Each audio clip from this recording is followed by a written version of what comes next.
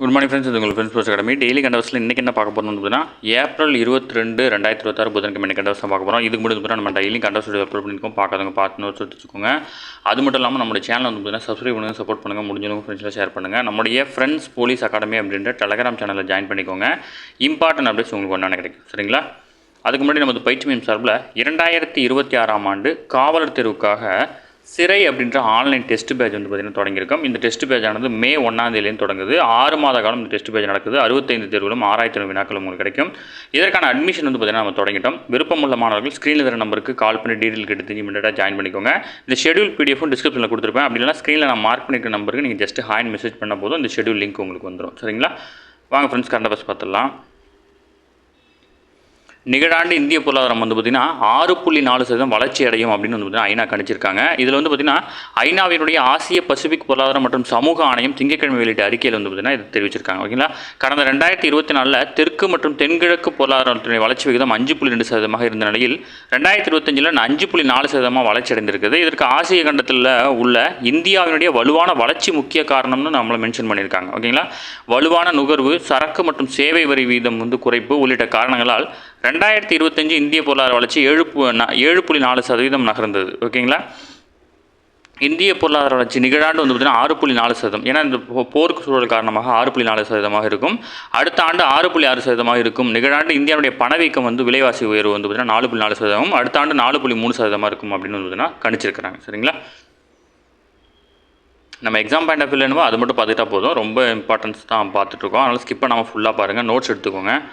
அடுத்த வந்து பார்த்திங்கன்னா நம்ம ஆல்ரெடி பார்த்தது தான். இன்றைய உலகில் சூழல அதாவது பன்னாட்டு பெருவணிக கார்ப்பரேட் நிறுவனங்களுடன் கூட்டுறவு அமைப்புகள் போட்டியிட்டு தங்களை நிலைநிறுத்திக் கொள்ள முடியுமா அப்படின்ற கேள்விக்கு வந்து பார்த்திங்கன்னா அமுல் நிறுவனம் வந்து பார்த்திங்கன்னா பதிலளிச்சிருக்கு. குஜராத்தில் கூட்டுறவு பால் விற்பனை நிறுவனத்தால் சந்தைப்படுத்தப்படும் அமுல் பால் பொருட்களுடைய விற்பனை வந்து பார்த்திங்கன்னா 2025-26 நிதியாண்டில் 1 லட்சம் கோடி ரூபாயை வந்து பார்த்திங்கன்னா கடந்து சாதனை பண்ணியிருக்கு. ஓகேங்களா? இது ஒரு கூட்டுறவு நிறுவனம், ஒரு தனியார் நிறுவனம் கிடையாது, கூட்டுறவு நிறுவனம்.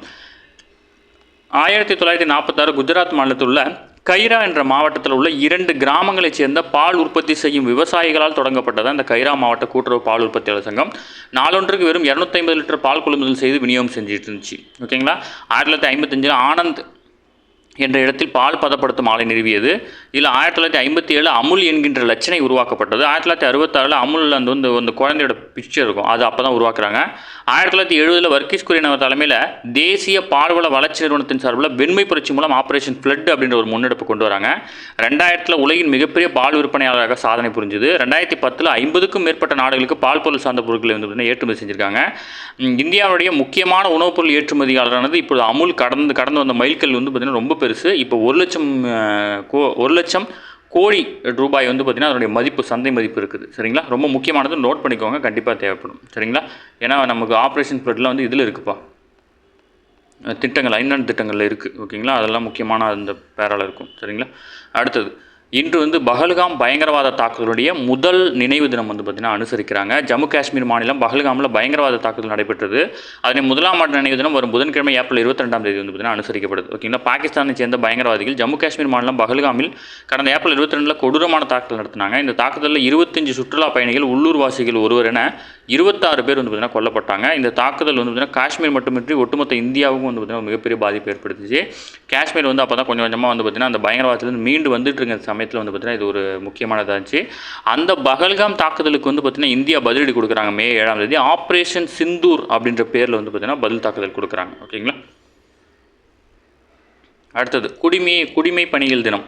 அதாவது சுதந்திர இந்தியாவின் முதல் உள்துறை அமைச்சரான சர்தார் வல்லபாய் பட்டேல் அவர்கள் வந்து பார்த்திங்கன்னா தில்லியில் வந்து பார்த்திங்கன்னா 1947 ஏப்ரல் 21 வந்து பார்த்திங்கன்னா இந்திய குடிமைப்பணி பயிற்சி அதிகாரிகள் மத்தியில் வந்து பார்த்திங்கன்னா ஒரு உரையாற்றார். அப்போது குடிமைப்பணி அதிகாரிகள் நாட்டின் எஃகு கவசம் அப்படின்னு வந்து பார்த்திங்கன்னா புகழ்றாரு. பட்டேல் உரையாற்றிய ஏப்ரல் 21 தான் வந்து பார்த்திங்கன்னா தேசிய குடிமையல் பணிகள் தினமாக வந்து பார்த்திங்கன்னா அனுசரிச்சிட்டு இருக்காங்க. சரிங்களா?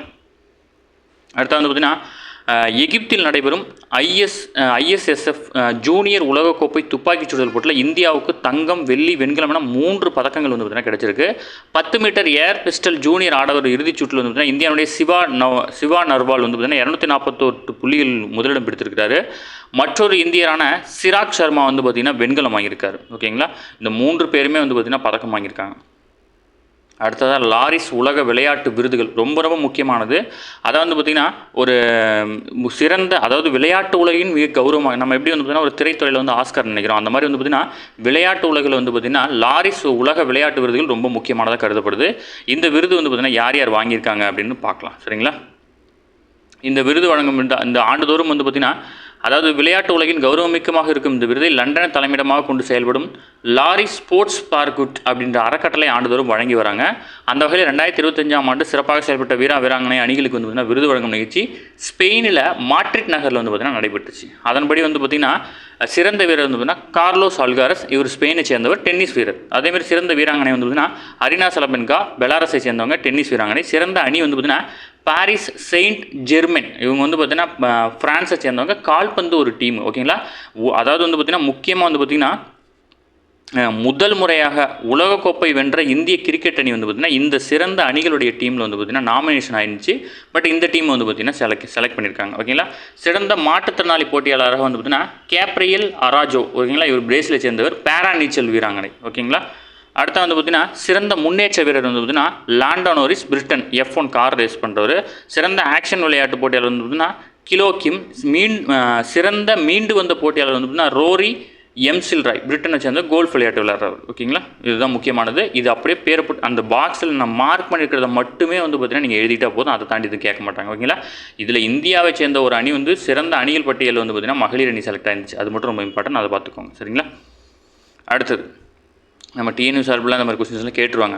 உலகின் முன்னணி அதாவது தொழில்நுட்ப நிறுவனமான ஆப்பிள் நிறுவனத்தை கடந்த 15 ஆண்டுகளாக சிறப்பாக வழிநடத்தி வந்து அதன் தலைமைச் செயலர், அதாவது சிஇஓன்னு சொல்லுவாங்க, டீம் குக் வரும் செப்டம்பர் 1ஆம் தேதி வந்து பார்த்திங்கன்னா அந்த பதவியிலிருந்து விளங்குறாரு. இவருக்கு பதிலாக தற்போதைய நிறுவனத்தினுடைய வன்பொருள் பிரிவினுடைய தலைவராக இருக்கும் ஜான் டெர்னஸ் வந்து பார்த்திங்கன்னா புதிய சிஇஓவாக வந்து பார்த்திங்கன்னா பொறுப்பேற்க இருக்கிறார். ஓகேங்களா? இது மட்டும் ஞாபகம் வச்சுக்கோங்க. இப்போ நீங்கள் உங்கள் டேட்டாஸில் மாற்றி ஆகணும். ஓகேங்களா? போன வருஷம் வந்து பார்த்திங்கன்னா நம்ம ஸ்டூடெண்ட்ஸுக்கு வந்து பார்த்திங்கன்னா கரண்ட் அஃபேர்ஸ் மெட்டீரியல் கொடுத்தோம் இல்லையா லாஸ்ட்டில், அதில் வந்து ஆப்பிளோட சிஇஓ வந்து பார்த்திங்கன்னா டீம் குக் அப்படின்னு இருக்கும். அதை நீங்கள் மாத்திர மாதிரி இருக்கும், அதை நான் மாற்றி அப்டேட் பண்ணி கொடுத்துருவோம். ஓகேங்களா? ஜான் டென்ஸ் அப்படின்னு மாற்றணும். சரிங்களா? ஓகே ஃப்ரெண்ட்ஸ், இந்த கரண்ட் அஃபேர்ஸ் அவ்வளோ தாண்டி எதுவுமே கேட்க வாய்ப்பு இல்லை. டெய்லி கரண்ட் அஃபேர்ஸ் டெய்லி பார்த்துருங்க. அப்போ தான் மந்த்லி வீக்லி படிக்கும்போது உங்களுக்கு ஈஸியாக இருக்கும். நம்ம சேனலில் சப்ஸ்கிரைப் பண்ணி சப்போர்ட் பண்ணுங்கள். முடிஞ்சவங்க உங்கள் ஃப்ரெண்ட்ஸில் ஷேர் பண்ணுங்கள். நம்முடைய ஃப்ரெண்ட்ஸ் போலீஸ் அகாடமி அப்படின்ற டெலிகிராம் சேனலில் ஜாயின் பண்ணிக்கோங்க. இம்பார்ட்டன்ட் அப்டேட்ஸ் உங்களுக்கு ஒன்று கிடைக்கும். சரிங்களா? அடுத்த நம்ம பயிற்சி மையம் சாரில் தொடங்கப்பட்டுள்ள இந்த டெஸ்ட் பேஜில் என்னென்னு விருப்பப்பட்டீங்க அப்படின்னா ஸ்க்ரீனில் தர நம்பருக்கு கால் பண்ணி டீட்டெயில் எடுத்து தெரிஞ்சு இமீடியட்டாக ஜாயின் பண்ணிக்கோங்க. சரிங்களா? Thank you friends.